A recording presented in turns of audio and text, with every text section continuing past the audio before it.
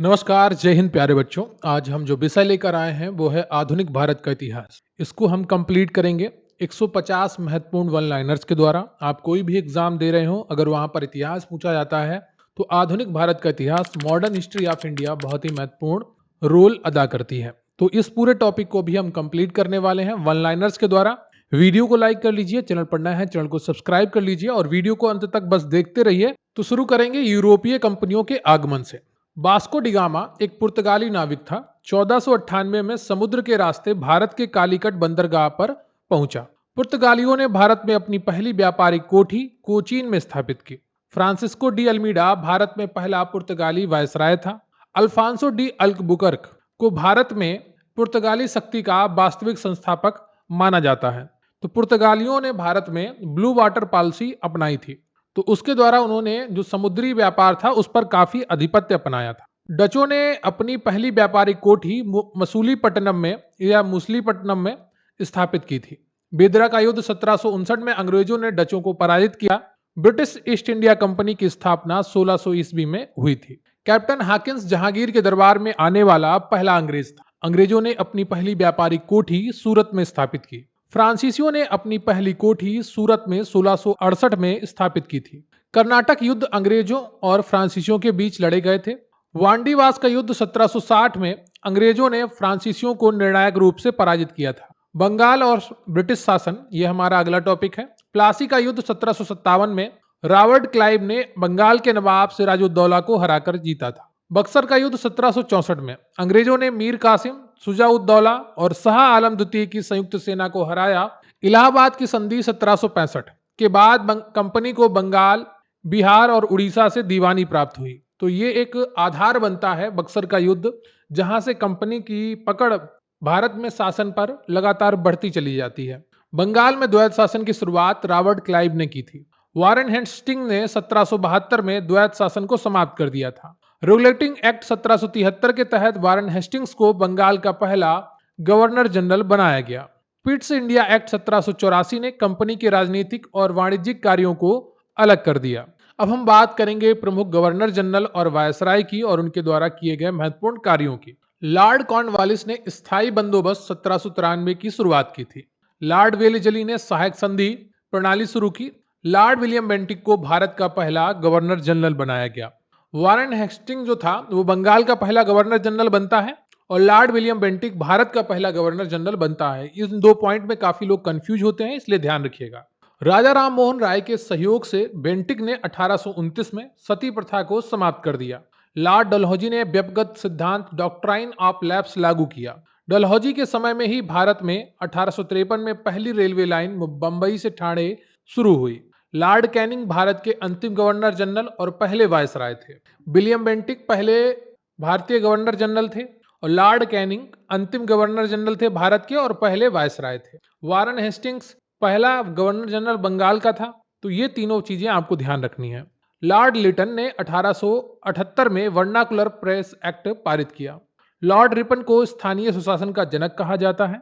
Lord Curzon ने 1905 में बंगाल का विभाजन किया। लॉर्ड हार्डिंग द्वितीय के समय भारत की राजधानी कलकत्ता से दिल्ली स्थानांतरित हुई थी। लॉर्ड चेम्सफोर्ड के समय में रॉलेट एक्ट 1919 पारित हुआ। लॉर्ड माउंटबेटन भारत के अंतिम वायसराय और स्वतंत्र भारत के पहले गवर्नर जनरल थे। 1857 का विद्रोह मेरठ से 10 मई 1857 को शुरू हुआ। विद्रोह का तत्कालिक कारण चर्बी वाले कारतूस थे। दिल्ली में विद्रोह का नेतृत्व बहादुर शाह जफर ने किया। कानपुर में विद्रोह का नेतृत्व नाना साहब और तात्या टोपे ने किया।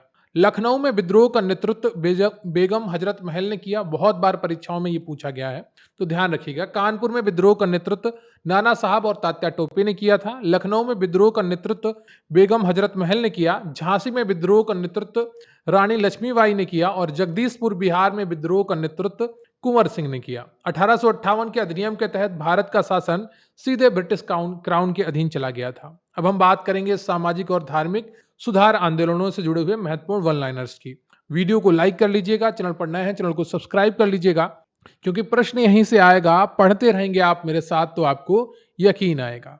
ब्रह्म समाज की स्थापना 1828 में राजा राम मोहन राय ने की थी। आर्य समाज की स्थापना 1875 में स्वामी दयानंद सरस्वती ने की थी। ब्रह्म समाज राजा राम मोहन राय 1828, आर्य समाज दयानंद सरस्वती 1875। दयानंद सरस्वती ने नारा दिया था कि वेदों की ओर लौटो। रामकृष्ण मिशन की स्थापना 1897 में स्वामी विवेकानंद ने श्रृंगेरी में की थी। थियोसोफिकल सोसाइटी की स्थापना मैडम ब्लावत्स्की और कर्नल ओकाल्ट ने की थी। सत्यशोधक समाज की स्थापना ज्योतिबा फूले ने की थी। काफी महत्वपूर्ण है, परीक्षाओं में पूछा जाता है। अलीगढ़ आंदोलन का नेतृत्व सर सैयद अहमद खान ने किया था। भारतीय राष्ट्रीय कांग्रेस और स्वतंत्रता संग्राम। भारतीय राष्ट्रीय कांग्रेस की स्थापना 1885 में एओ ह्यूम ने की। कांग्रेस का पहला अधिवेशन बंबई में हुआ, जिसकी अध्यक्षता ब्योमोस चंद्र बनर्जी ने की थी। कांग्रेस की पहली महिला अध्यक्ष एनी बेसेंट थी। कांग्रेस की पहली भारतीय महिला अध्यक्ष सरोजनी नायडू थी। बंगाल का विभाजन 1905 में लॉर्ड कर्जन के समय में हुआ था और मुस्लिम लीग की स्थापना 1906 में ढाका में हुई थी। कांग्रेस का सूरत अधिवेशन 1907 में नरम दल और गरम दल में विभाजित हो गया। तो कांग्रेस में फूट पड़ती है सूरत अधिवेशन में 1907 में। मार्ले मिंटो सुधार उसके बाद आता है 1909 में। मुसलमानों के लिए पृथक निर्वाचक मंडल की शुरुआत की गई, जहां से भारत और विभाजन की नींव पड़ जाती है 1909 के मार्ले मिंटो सुधार अधिनियम से। गदर पार्टी की स्थापना 1913 में लाला हरदयाल ने सैन फ्रांसिस्को में की थी। कई बार परीक्षाओं में पूछा गया, ध्यान रखिए। गदर पार्टी 1913, लाला हरदयाल। लखनऊ समझौता एक और महत्वपूर्ण पॉइंट है। कांग्रेस और मुस्लिम लीग के बीच समझौता होता है। होम रूल लीग आंदोलन बाल गंगाधर तिलक और एनी बेसेंट ने शुरू किया था 1916 में। गांधी जी दक्षिण अफ्रीका से 1915 में भारत लौटे। गांधी जी का भारत में पहला सत्याग्रह चंपारण सत्याग्रह था 1917 में। जलियांवाला बाग हत्याकांड 13 अप्रैल 1919 को अमृतसर में होता है। असहयोग आंदोलन 1920 में गांधी जी द्वारा शुरू किया गया। चौरी चौरा कांड 1922 के कारण गांधी जी ने असहयोग आंदोलन वापस ले लिया। स्वराज पार्टी की स्थापना 1923 में मोतीलाल नेहरू और चित्तरंजन दास ने की थी। इनको सी आर दास के नाम से भी जाना जाता है। तो स्वराज पार्टी की स्थापना 1923 में मोतीलाल नेहरू और सी आर दास ने की थी। चौरी चौरा कांड 1922 के कारण गांधी जी ने असहयोग आंदोलन वापस लिया था। ये यूपी में हुआ था, गोरखपुर के पास। साइमन कमीशन 1928 में भारत आया था, लेकिन इसका गठन 1927 में हुआ था, ध्यान रखिएगा। कांग्रेस ने लाहौर अधिवेशन 1929 में पूर्ण स्वराज का प्रस्ताव पारित किया। दांडी मार्च के साथ 12 मार्च 1930 को सविनय अवज्ञा आंदोलन शुरू हुआ। प्रथम गोलमेज सम्मेलन 1930 में लंदन में हुआ था। इसमें बी आर अम्बेडकर ने भाग लिया था और कांग्रेस की तरफ से किसी ने भाग नहीं लिया था। गांधी इरविन समझौता 1931 में होता है। पूना पैक्ट 1932 में गांधी और डॉक्टर बी आर अम्बेडकर बीच में होता है। भारत सरकार अधिनियम 1935 ने प्रांतीय सुशासन स्वायत्तता प्रदान की। फॉरवर्ड ब्लॉक की स्थापना 1939 में सुभाष चंद्र बोस ने की थी। पाकिस्तान की मांग का प्रस्ताव मुस्लिम लीग ने 1940 में लाहौर अधिवेशन में पारित किया। क्रिप्स मिशन 1942 में भारत आया था। भारत छोड़ो आंदोलन 8 अगस्त 1942 को शुरू हुआ, जिसमें गांधी जी ने करो या मरो का नारा दिया। आजाद हिंद फौज का गठन कैप्टन मोहन सिंह ने किया। बाद में इसका नेतृत्व सुभाष चंद्र बोस ने किया। कैबिनेट मिशन 1946 में भारत आया और माउंट बेटन योजना के आधार पर भारत का विभाजन हुआ। भारत 15 अगस्त 1947 को स्वतंत्र हुआ, जैसा आप सभी को विदित है। स्वतंत्र भारत के पहले भारतीय गवर्नर जनरल सी राजगोपालाचारी बनते हैं। डिस्कवरी ऑफ इंडिया पुस्तक जो है वो पंडित जवाहरलाल नेहरू ने लिखी। My experiments with truth Mahatma Gandhi की आत्मकथा है। स्वराज मेरा जन्मसिद्ध अधिकार है और इसे मैं लेकर रहूंगा, यह नारा बाल गंगाधर तिलक ने दिया था। इंकलाब जिंदाबाद का नारा भगत सिंह ने लोकप्रिय बनाया। सीमांत गांधी के नाम से खान अब्दुल गफ्फार खान को जाना जाता है। भारत का बिस्मार्क सरदार वल्लभ भाई पटेल को कहा जाता है और ये इंपॉर्टेंट है, परीक्षाओं में पूछा गया है। संविधान सभा के स्थायी अध्यक्ष डॉक्टर राजेंद्र प्रसाद थे, जो 11 दिसंबर 1946 को चुने जाते हैं, लेकिन उससे पहले 9 दिसंबर 1946 को अस्थायी अध्यक्ष के रूप में डॉक्टर सच्चिदानंद सिन्हा को चुना जाता है, क्योंकि वो वरिष्ठतम सदस्य थे। संविधान सभा की प्रारूप समिति के अध्यक्ष डॉक्टर बी आर अम्बेडकर थे। भूदान आंदोलन विनोबा भावे द्वारा शुरू किया गया था। भारतीय पुनर्जागरण का जनक राजा राम मोहन राय को माना जाता है। काकोरी ट्रेन डकैती 1925 में राम प्रसाद बिस्मिल और अशफाक उल्ला खान शामिल थे। इसमें सैंडर्स की हत्या का आरोप भगत सिंह, राजगुरु और सुखदेव पर लगा था। बंगाल गजट भारत का पहला समाचार पत्र था, जिसे जेम्स ऑगस्टस हिक्की ने शुरू किया था। तो जो इसके संपादक थे वो थे जेम्स ऑगस्टस हिक्की। नील दर्पण नाटक के लेखक दीनबंधु मित्र थे, जिसमें नील किसानों के शोषण का चित्रण था। तीनों गोलमेज सम्मेलनों में भाग लेने वाले भारतीय डॉक्टर बी आर अम्बेडकर थे, लेकिन ये कांग्रेस की तरफ से शामिल नहीं हुए थे। गांधी जी ने केवल द्वितीय गोलमेज सम्मेलन 1931 में भाग लिया था।